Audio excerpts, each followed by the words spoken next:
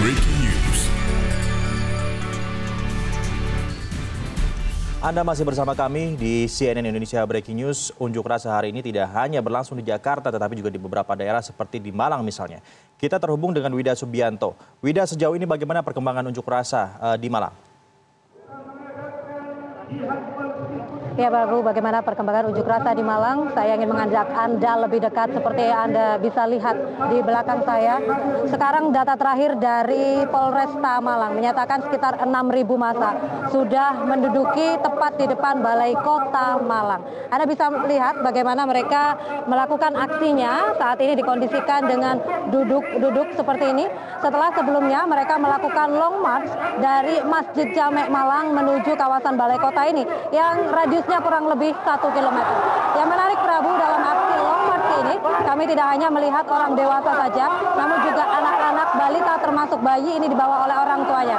Dan sempat ketika melakukan long march ini ada hujan kecil di Malang, namun massa tetap saja melanjutkan aksinya long march dan tidak buyar. Kemudian apa aktivitas selama di depan Balai Kota ini? Kami melihat sebelumnya ada selain orasi-orasi, ada juga pembacaan Al-Quran dan juga beberapa doa. Doa yang disampaikan juga tidak hanya bahasa Indonesia, namun juga beberapa daerah yang ada di Jawa Timur, misalnya bahasa Jawa dan Madura. Selain itu, berikutnya mereka melanjutkan orasi dan tetap ada himbauan-himbauan untuk tidak menginjak taman, tidak membuang sampah, dan juga terus tertib kondusif.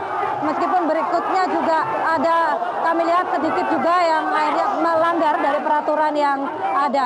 Sementara itu bagaimana dampaknya terhadap lalu lintas di Kota Malang?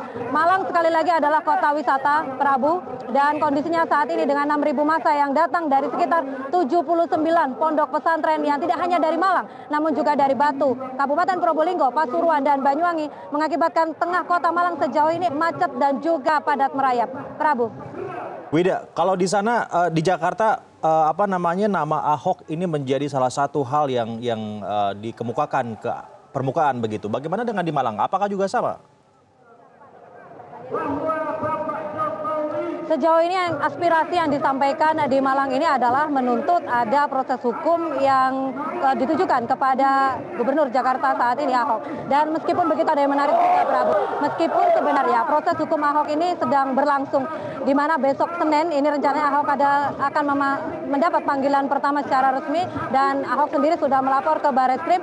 Ketika saya mewawancarai satu persatu para peserta aksi di sini, banyak yang belum mengetahui proses hukum yang sedang berlangsung itu sendiri. Sehingga baik orasi kemudian yang disampaikan oleh para demonstran, kemudian juga poster-poster ini masih menuntut ada proses hukum yang ditujukan kepada Ahok. Prabu. Baik, Wida Subianto, terima kasih atas laporan Anda dari Malang.